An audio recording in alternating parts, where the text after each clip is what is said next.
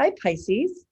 Welcome to Pandora Astrology's monthly horoscope for September of 2021. We are the astrologers of Pandora Astrology. I'm Jamie Kale Miller. Right now I'm in Reading, Pennsylvania, and with me is... I'm Julia Mijas in San Francisco.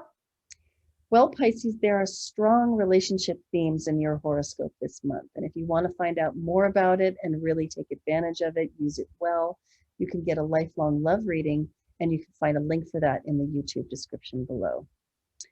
And on that note, Julia, you want to kick this off with some Venus activity? Sure. Well, hey, Pisces.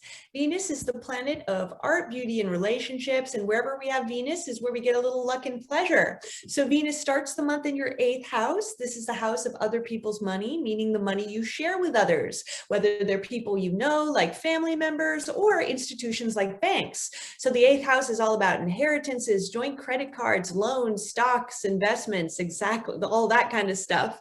So when Venus starts the month in this house, you could have a little extra luck negotiating financial matters with banks or with the people that you are close to and that you trust. The 8th house is also a deeply intimate house. So you could be feeling a lot more, physically intimate with your partner too. It's a great time for sort of plumbing the depths in your relationship. Then on September 10th, Venus moves into the 9th house. This is a much more sort of adventurous house than the 8th. It's about exploring, it's about traveling, it's about learning new things.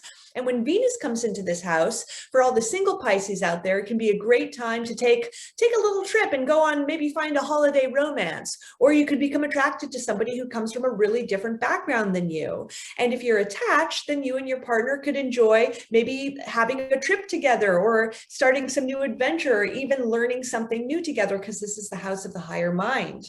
Then Mars, the planet of action and activity, begins the month in your 7th house of partnerships. So Pisces, for the first half of the month with Mars in your house of partnership, this can be either a frustrating time if you're single to try to find a date of somebody you're kind of interested in. And if you're not single, if you're attached, then you could run into flare-ups and frustrations with your partner. So my best advice is to try to find a lot of physical activities to do with your partner, whether it's like, lots of going through your to-do list, because if you guys work it through together, maybe you'll be less inclined to argue.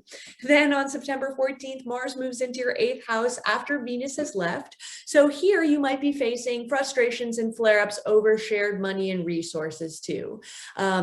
Then Mercury, the planet of communication and mentation, is going to be in your 8th house all month, but it will be going retrograde on the 26th. And we will cover the whole retrograde cycle even more so in our next series of videos, because it's going into October.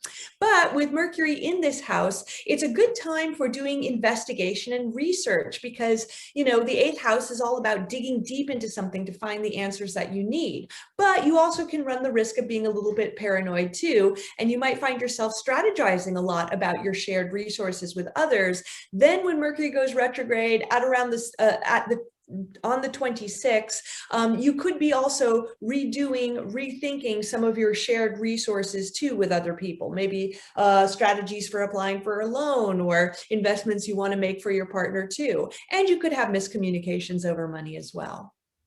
Yep. Any of those things can happen when Mercury is in the 8th house. Sometimes you just get a little too caught up in research. That's true. So along some of those same themes, actually, there is a new moon in Virgo right here, September 6th, in your 7th house. And so any tendency towards criticism that can crop up in your relationship, whether you partnered with somebody who is critical of you, sort of picks at you, or whether you have a tendency to pick at your partner for whatever reason, this new moon is a great opportunity to kind of clean those things up, to make a new beginning, to get better, I just have to say it, organized in your relationship in a way that that is warm, and also I have to say, like, inclusive. The reason that I put it that way is because we're calling this moon being weird your own way, but also relatable, which is a really funny title, but there's a reason for it.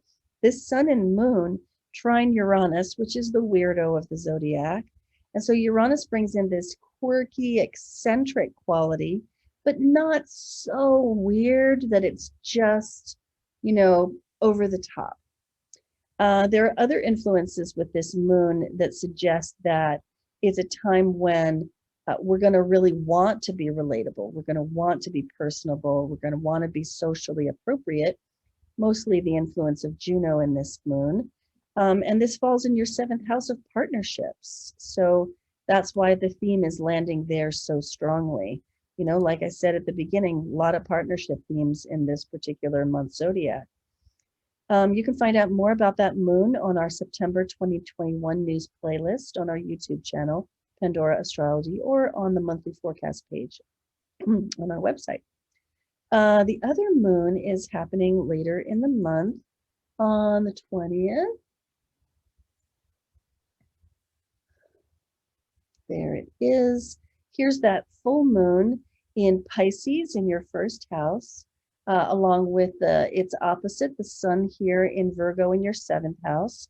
Now, when a full moon falls in your first house, it can feel really personal. It can bring up a lot of emotion inside of you, which maybe doesn't usually coalesce, isn't usually that strong.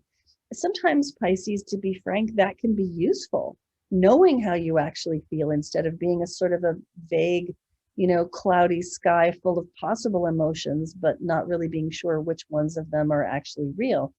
So a full moon like this can bring things to a head in a way that's useful. And this particular moon has a great influence with Pluto. Pluto is here forming a harmonious sextile to the moon, a harmonious trine to the sun. We're calling this moon penetrative intuition because it almost doesn't matter on which side of the dynamic you find yourself. This is actually a great moon for releasing old, I want to say, like stuff that's been held back, especially emotionally.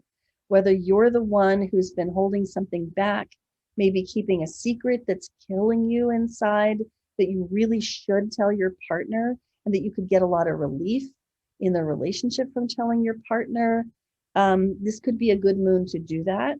This could also be a good moon for going to your partner and saying, is there anything that you've been meaning to tell me?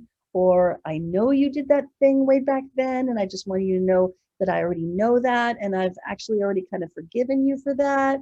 This could be a time for those kind of things to come up to the surface and just wash the relationship clean, leaving you with, a deeper intimacy and more mutual acceptance, which is a beautiful thing. So use that moon for the good stuff that it can give you. Now, the last thing I want to tell you about is the seasonal shift that's happening. We have these every month. The signs are like seasons in Western astrology.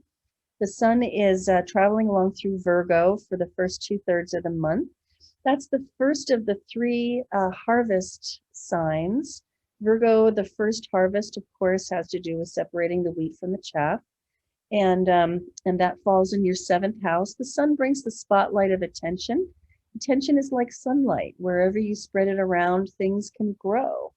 And so as the sun is passing along through your seventh house, putting good quality attention on your relationships is a wonderful thing to do, and wonderful growth can happen there when you do it. However, about 2/3 of the way through the month, along about the 22nd or 23rd, the sun moves into Libra, which is your eighth house. And so the attention shifts away from the external domain of your relationship, the aspects of your relationship that anyone could see, and shifts towards the more intimate, internal domains of your relationship, like your intimate life together, emotionally, physically, financially. And Julia was talking about this. Venus starts out the month in the eighth house, and so it could be a great time for getting a loan, perhaps. But later in the month, Mars moves in here, and the sun does too, almost as if to say, you might need to assert yourself. That's Mars. And you might need to put some high quality attention into this area and like shine a candle into some of the darker, more mysterious corners of your relationship. And that would seem to be a theme this month. Well, that's what we have for you this month, Pisces. Hope you enjoyed it. You can always find more good stuff like this on our horoscope page on our website, pandoraastrology.com. And if Pisces is your sun sign, you should look up your rising sign horoscope too, because that'll really fill in a lot of gaps. And you can get readings with us on our website. You can take classes with us. And you can also check out videos on our YouTube channel, Pandora Astrology. And until next time, we'll see you around the cosmos. Bye. Bye-bye.